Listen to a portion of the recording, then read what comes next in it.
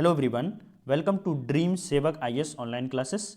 जैसा कि आप सबको पता है, बीपीएससी प्रीवियस ईयर क्वेश्चन के महासंग्राम को हम लोगों ने लॉन्च किया है, जिसमें से पार्ट 1 हम पहले ही कर चुके हैं। आज के क्लास में हम लोग पार्ट 2 को करेंगे। इसमें 30 से 60 प्रश्नों को डिस्कस करेंगे। इस सीरीज के अंदर में हम लोग 65वीं से लेकर के 38वीं तक के जितने सारे क्वेश्चन हैं उसको कर रहे हैं। ये हमारा पॉलिटी का सीरीज है, इसके बाद हिस्ट्री और अदर सब्जेक्ट्स के भी आएंगे। ओके, तो चलिए लेक्चर की शुरुआत करते हैं। हमारा पहला क्वेश्चन है, निम्नलिखित कथनों में से कौन सा सही नहीं है ना। तो यहाँ पर पहला ऑप्शन है, सर्वोच्च न्यायालय का गठन 1950 में हुआ था। बिल्कुल सही। सर्वोच्च न्यायालय देश की उच्चतम अदालत है जिसमें अपील की जा सकती है। बिल्कुल सही। हमसे पूछा गया है सही नहीं है ना। तीसरा ऑप्शन पढ़ते हैं, सर्वोच्च न्यायालय कोर्ट मार्शल को छोड़कर अन्य किसी भी उच्च न्यायालय या अदालतों की सुनवाई कर सकता है। तो यहाँ पर जो छोड़कर लिखा हुआ है, कोर्ट मार्शल को छोड़ करके, ये हमारा गलत लिखा हुआ है। क्यों? क्योंकि एक कानून है सशस्त्र सेना न्यायाधिकरण अधिनियम 2007।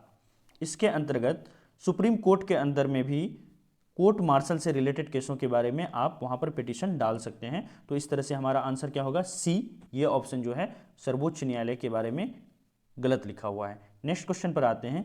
नेक्स्ट क्वेश्चन है हमारा, राज्य सरकार का कार्यकारी अध्यक्ष या संवैधानिक प्रमुख कौन होता है? तो आपको पता है कि राज्य सरकार का संवैधानिक प्रमुख कौन होता है? आंसर होगा बी, राज्यपाल। देखिए, आर्टिकल 154(1) के तहत राज्य के जितने जो कार्यपालिका है उसकी शक्ति जो है राज्यपाल के अंदर में निहित होती है ना। नेक्स्ट क्वेश्चन पर आते हैं। नेक्स्ट क्वेश्चन है, एक उच्च न्यायालय का न्यायाधीश अपना त्यागपत्र किसे संबोधित करता है? तो हाईकोर्ट का जो जज है वो किसको रेजिग्नेशन देता है? इसका आंसर होगा ए, राष्ट्रपति को, है ना। हाईकोर्ट के जज के बारे में बात करें तो 62 वर्ष उसकी मैक्सिमम आयु होनी चाहिए, है ना, सर्विस के अंदर में। और आर्टिकल 217(1) के तहत अगर वो अपने पद का कदाचार करते हैं, है ना, या उसकी कैपेसिटी उतनी नहीं होगी, तो इसको लेकर के जो है लोकसभा राज्यसभा के अंदर में वहां पर स्पेशल प्रोविजन के साथ उसको पास किया जा सकता है और राष्ट्रपति के साइन करने के बाद उस जज को वहां से रिमूव किया जा सकता है। नेक्स्ट क्वेश्चन पर आते हैं। भारत में मोबाइल कोर्ट जो है ये किसका कंसेप्ट था? तो आंसर क्या होगा? डॉक्टर एपीजे अब्दुल कलाम का। 2008 में पूछा गया सवाल है। नेक्स्ट क्वेश्चन पर आते हैं। किस अनुच्छेद के अनुसार भारत के राष्ट्रपति द्वारा राष्ट्रीय आपातकाल की घोषणा की जा सकती है? 1 मिनट आप रुक जाइए, मैं पूरा रिवीजन ही करा देता हूं विद इन 10 सेकेंड। यहां पर देखिए, आपातकाल की अगर हम लोग बात करें तो इसमें 3 तरह के प्रोविजन है हमारे संविधान के अंदर में। आर्टिकल 352, आर्टिकल 356 और आर्टिकल 360। पहले पर बात करते हैं आर्टिकल 352 पर।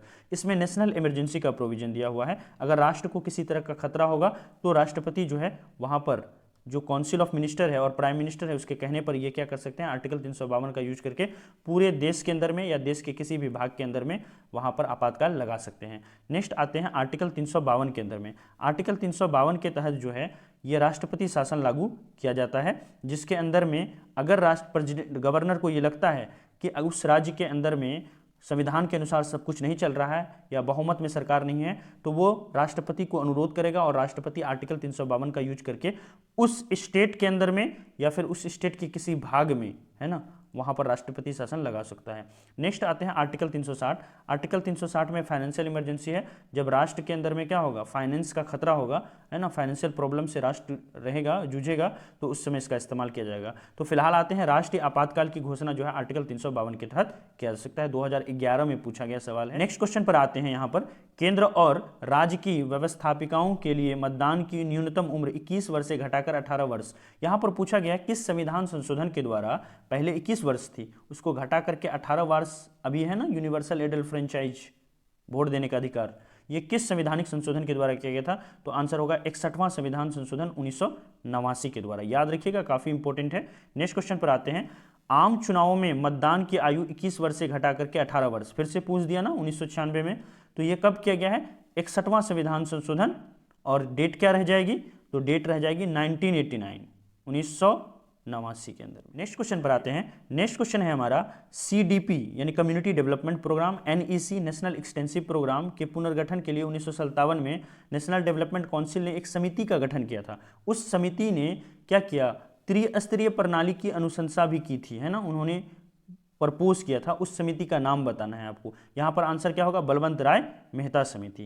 क्लियर है? ओके। 3 स्तरीय जो इन्होंने कहा था, इसमें क्या था? एक डिस्ट्रिक्ट लेवल, एक ब्लॉक लेवल और तीसरा क्या होगा? विलेज लेवल यानी पंचायत लेवल पर। तो ये 3 तरह के डिवीजन ऑफ पावर की बात इन्होंने की थी। नेक्स्ट क्वेश्चन पर आते हैं, निम्नलिखित विशेषताओं में से केंद्रीय शासन व्यवस्था के लिए कौन सी सही नहीं है? तो यहाँ पर देखिए यूनिटरी सिस्टम के बारे में कहा गया है। अगर आप लोग इस चैनल पर बिल्कुल नए हैं तो कृपया चैनल को सब्सक्राइब कर लें, है ना, ताकि एग्जाम से रिलेटेड जितने सारे अपडेट्स हैं, previous year questions, test series और जितनी पूरी रिसोर्स जो है, पूरी सिलेबस है, उसको आप यहाँ से पढ़ सकें। आपके यूज की सारी चीज़ें यहाँ पर अवेलेबल है, तो इसको एक बार अगर आप नए हैं तो प्लीज़ इसको सब्सक्राइब कर लें, ठीक है।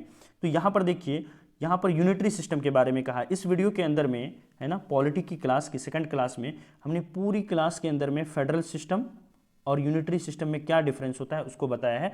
आप इसको जाकर के यहाँ से प्लीज़ देख लें, है ना। नेक्स्ट इस क्वेश्चन में देखिए, केंद्रीय शासन व्यवस्था के लिए कौन सही नहीं है ये पूछा गया है। इसका आंसर होगा सी, बड़े देशों के लिए आदर्श। तो यूनिटरी सिस्टम जो है वो छोटे छोटे देशों पर लागू होता है। बड़े देशों में अगर आप इसका अप्लाई करोगे तो वहाँ पर क्या होगा कि पूरी तरह से जो रीजनल डाइवर्सिटी है वो एकोमोडेट नहीं कर पाएगी, तो काफ़ी ज़्यादा प्रॉब्लम हो जाएगी। तो इस तरह से सारे ऑप्शन करेक्ट हैं, तो ये ऑप्शन रॉन्ग है, इस तरह से आंसर सी हो जाएगा। नेक्स्ट क्वेश्चन पर आते हैं, विकेंद्रीकरण प्रणाली की सिफारिश किसने की थी? आंसर होगा सी, बलवंत राय मेहता कमेटी, अभी हम लोगों ने डिस्कस किया। नेक्स्ट क्वेश्चन पर आते हैं, अशोक मेहता कमेटी। जी हाँ, अशोक मेहता कमेटी का गठन 1977 में किया गया था, जबकि बलवंत राय मेहता कमेटी के गठन 1957 में किया गया था। अशोक मेहता कमेटी ने 2 सिस्टम प्रणाली की बात की थी, है ना, जबकि बलवंत राय मेहता कमेटी ने 3 तरह के सिस्टम की बात की थी। एक डिस्ट्रिक्ट लेवल पर, दूसरा ब्लॉक लेवल पर, तीसरा पंचायत या विलेज लेवल पर की थी, है ना। तो ये दोनों में डिफरेंस है, ये आप याद रखिएगा। अगर द्वीप शासन के लिए, द्विस्तरीय सरकार के लिए पूछेगा तो आंसर होगा अशोक मेहता। अगर त्रिस्तरीय सरकार के लिए पूछेगा तो आंसर होगा बलवंत राय मेहता कमेटी, है ना। नेक्स्ट क्वेश्चन पर आते हैं, ब्लॉक स्तर पर पंचायत समिति है, क्या है? प्रशासनिक प्राधिकरण। नेक्स्ट क्वेश्चन पर आते हैं, भारत में ब्लॉक स्तर पर बनी पंचायत समिति, सेम क्वेश्चन फिर से पूछा है, आंसर होगा प्रशासनिक प्राधिकारी। नेक्स्ट क्वेश्चन पर आते हैं, नेक्स्ट क्वेश्चन है, 14 अगस्त 2007 को संसद द्वारा भारतीय संविधान में संशोधन के उपरांत अब अनुसूचित जाति की सूची में अनुसूचित जनजातियों की संख्या कितनी है, ये पूछा गया है, आंसर होगा बी, 1206। नेक्स्ट क्वेश्चन पर आते हैं, निम्न में से कौन संयुक्त राष्ट्र की सुरक्षा परिषद का अस्थायी सदस्य नहीं है, ये पूछा गया है, नहीं है। थोड़ा सा रिवीजन मैं यहाँ पर करा देता हूँ विदिन 10 सेकंड, 10 सेकंड के अंदर अंदर थोड़ा सा देख लीजिए आप। संयुक्त राष्ट्र संघ में 2 तरह के सदस्य होते हैं, एक तरफ होता है हमारा परमानेंट, है ना, एक होता है टेम्पररी, टी से टेम्पररी। परमानेंट में P5 हो गए, 5 परमानेंट होते हैं, टेम्पररी में 10 हो गए। परमानेंट में कौन होते हैं, इसको आप कैसे याद रखोगे, BFR US, और US का झगड़ा किससे चलता है बताइए, तो चाइना के साथ, ठीक है। तो यहाँ पर हो गया ब्रिटेन, फ्रांस, रसिया, USA और यहाँ पर चाइना। टोटल कितने हो गए, 3 यहाँ पर, 2 नीचे, 5 हो गए टोटल, ये परमानेंट मेंबर हैं। इसके अलावा यहाँ पर देखिए 10 नॉन परमानेंट मेंबर है, टेम्पररी मेंबर है, जिसका कार्यकाल 2 साल का होता है। 2 सालों के बाद ये यहाँ से हट जाते हैं। तो भारत अभी जो है फिलहाल इस साल 2020 में पूछें तो क्या है, संयुक्त राष्ट्र संघ के टेम्पररी मेंबर में से एक है। नेक्स्ट क्वेश्चन पर आते हैं, एमनेस्टी इंटरनेशनल एक संगठन है जो जुड़ा हुआ है, आंसर क्या होगा बी, मानव अधिकार के संरक्षण से रिलेटेड ये काम करती है। एमनेस्टी इंटरनेशनल की बात करें तो ये इंग्लैंड बेस्ड जो है एक संस्था है, जिसको एक बैरिस्टर थे जिसका नाम था पीटर बेंसन, इन्होंने 1961 में इसको क्या किया था, बनाया था, है ना। ओके, नेक्स्ट क्वेश्चन पर आते हैं। नेक्स्ट क्वेश्चन है, चीन की समाचार एजेंसी का नाम क्या है? तो इसका आंसर क्या होगा, न्यू चाइना न्यूज एजेंसी, जिसे सिन्हुआ न्यूज भी कहते हैं। इसके अलावा एक और न्यूज एजेंसी है जो काफ़ी अभी प्रचलित रही है, उसका नाम है ग्लोबल टाइम्स। अब याद रखिएगा, ये थिंक टैंक है चाइना का। चाइना की सरकार जो करना चाहती है वो ग्लोबल टाइम्स में पहले से ही पता चल जाता है ना। ग्लोबल टाइम्स में उसको लेकर के ढेर सारे आर्टिकल आते हैं, एडिटोरियल आते हैं। नेक्स्ट क्वेश्चन पर आते हैं, भारत के प्रथम विधि विश्वविद्यालय की स्थापना 1987 में कहाँ की गई थी? तो आंसर क्या होगा, बेंगलुरु के अंदर में, ठीक है। नेक्स्ट क्वेश्चन पर आते हैं। नेक्स्ट क्वेश्चन है, सीमा सुरक्षा बल, यहाँ पर बात की जा रही है BSF की, उसकी स्थापना कब हुई है? तो BSF की स्थापना कब हुई है ये आपको बताना है। BSF की स्थापना 1965 में की गई है, यानी 1 दिसंबर 1965 को BSF की स्थापना की गई थी, जो भारत और उसके पड़ोसी राज्यों से लगने वाले सीमाओं की सुरक्षा करेंगे। इसका मुख्यालय BSF का कहाँ है बताइए? इसका मुख्यालय है नई दिल्ली के अंदर में, ठीक है। नेक्स्ट क्वेश्चन पर आते हैं। नेक्स्ट क्वेश्चन है, भारतीय संविधान को संविधान सभा द्वारा अंगीकृत किया गया था। सीधा सा, बहुत सिंपल है, 26 नवंबर 1949 को, है ना। प्लीज़ अगर आप लोगों ने सब्सक्राइब नहीं किया तो कृपया इसको सब्सक्राइब कर लें। इस चैनल पर बहुत सारे courses, test series, previous year question, सब कुछ आपके लिए अवेलेबल है। अगर आपने अभी तक सब्सक्राइब नहीं किया है तो सब्सक्राइब कर लें, क्या पता कल को दूसरा लेक्चर जो आए वो आपके काम का हो, तो मिस नहीं करना है आपको, है ना। नेक्स्ट क्वेश्चन पर आइए, भारतीय संविधान को अपनाया गया था बिल्कुल सही, संविधान सभा द्वारा, कोई शक नहीं है इसमें। नेक्स्ट क्वेश्चन पर आते हैं, भारतीय संविधान की प्रस्तावना के सिलसिले में निम्नलिखित में से कौन सा क्रम सही है? तो यहाँ पर देखिए, ये बहुत बार मैंने बताया इसको, है ना। यहाँ पर देखिए, इसको कैसे याद रखेंगे, एस क्यूब डी आर। दो तरह के शब्द हैं, एक तो भारत को डिफाइन करता है एस क्यूब डी आर, दूसरा शब्द प्रस्तावना में है जूलीफेरा, JULIFRA। एकदम ट्रिक से याद रखिए आप, एक तरफ से लाइन से याद होगा। एस क्यूब में बताइए तो कितने एस हो गए? 3 एस हो गए। पहला हो गया हमारा सोवरेन, दूसरा सोशलिस्ट, तीसरा सेक्युलर, डी से डेमोक्रेटिक, आर से रिपब्लिक। अब दूसरे तरह के शब्द में आ जाइए, JU से जस्टिस, L से लिबर्टी, और यहाँ पर लिबर्टी में LE देना है, E से आपका हो जाएगा इक्वालिटी, फ्रा से क्या हो जाएगा, फ्रेटर्निटी हो जाएगा। तो इस तरह से हम लोगों ने जाना कि संविधान में 2 तरह के शब्द हैं, इसका काम है हमारा एस क्यूब डी आर का। तो यहाँ पर आते हैं, देखते हैं कौन सा ऑप्शन सही होगा। तो जरा इसमें खोजिए कि सोवरेन, सोशलिस्ट और सेक्युलर, डेमोक्रेटिक, रिपब्लिक एक साथ कहाँ पर लिखा हुआ है।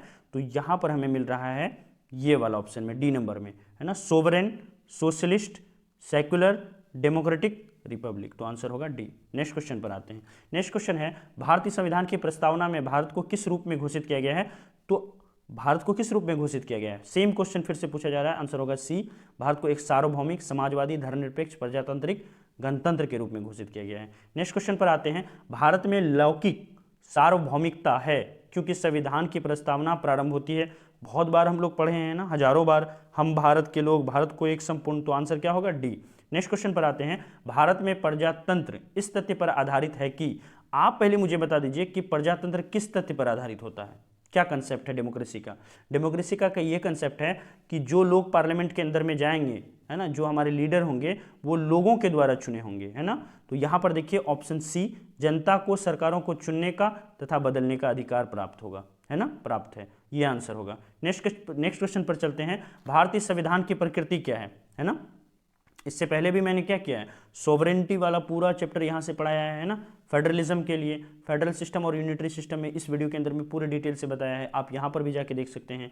तो यहाँ पर देखिए आंसर क्या होगा, इसका आंसर होगा डी, प्रकृति में संघीय किंतु भावना में एकात्मक, है ना। नेक्स्ट क्वेश्चन पर आते हैं, भारतीय संविधान की 10वीं अनुसूची का संबंध है। तो 10वीं अनुसूची संबंध किससे है? दल बदल कानून से, है ना। दल बदल कानून बताइए कब आया था? तो दल बदल कानून जो है वो कब आया था भारत के अंदर में? दल बदल कानून आया था 1985 में। किस संशोधन के तहत? 52वां संविधान संशोधन के तहत, है ना, दल बदल कानून को भारत में लाया गया था 1985 के अंदर में। तो इस तरह से हम लोगों ने 1 से 60 प्रश्नों को कर लिया। इस तरह के जितने सारे क्वेश्चंस होते हैं उसके PDF के लिए और कोई भी कोर्स से रिलेटेड, है ना, वो सारी इन्फॉर्मेशन जो है आपको टेलीग्राम चैनल पर मिलेगा। आप इसको ज्वाइन कैसे करेंगे, आइए मैं बताता हूँ ज्वाइन कैसे करना है टेलीग्राम को। आप सिंपली टेलीग्राम पर जाएंगे और वहाँ पर सर्च करेंगे ड्रीम सेवक IAS, बस इतना आपको सर्च करना है। तो वहाँ पर आपको चैनल आ जाएगा, है ना।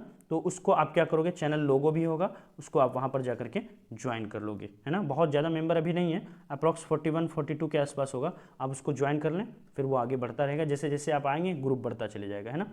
तो इस पे काम की बात करेंगे। तो इस तरह से हम लोगों ने क्या किया, 30 से 60 प्रश्नों को डिस्कस किया इस सीरीज के अंदर में। नेक्स्ट सीरीज पार्ट 3 जल्द ही आएगा। पॉलिटी की पूरी क्लास चल रही है, का महासंग्राम, महासमुद्र बह रहा है, आप उसमें जाइए और उसमें गोता लगाइए, है ना। अगर एक बार वहां से आप पूरी क्लास कर लेते हो, पॉलिटी का मेरे साथ साथ पढ़ते हो, तो आपको 0 से लेकर के IAS तक के जितने सारे क्वेश्चंस होते हैं वो आपको उसी लेक्चर से कंप्लीट होंगे, ये मेरी तरफ से फुल्ली 100% गारंटी है। ओके, अगर आपने अभी तक चैनल को सब्सक्राइब नहीं किया है तो कृपया चैनल को सब्सक्राइब कर लें। तो चलिए ये लेक्चर को यहीं पर समाप्त करते हैं। Thank you so much, have a nice day.